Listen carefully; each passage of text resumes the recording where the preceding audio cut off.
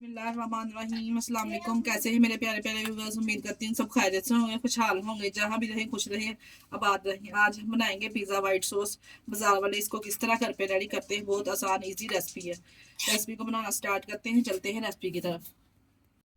पिज़्ज़े के लिए white sauce तैयार करें, जिसके लिए हमें चाहिए मायोनीज़। मायोनीज़ हमने अच्छी ब्रांड की लेनी है। ये 1 किलो है, आप जितनी बनाना चाहें उस क्वांटिटी से कम और ज़्यादा कर सकते हैं। हमने हाफ के जी इसकी रेडी करनी है पिज़्ज़े के लिए।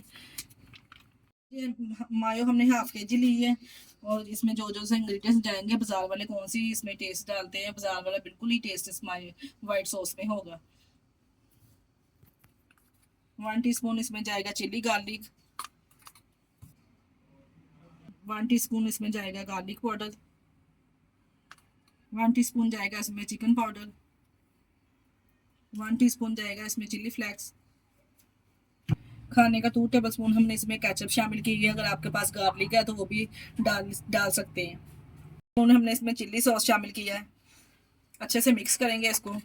चीज़ें डाल के हमने अच्छे से इसको मिक्स करना है।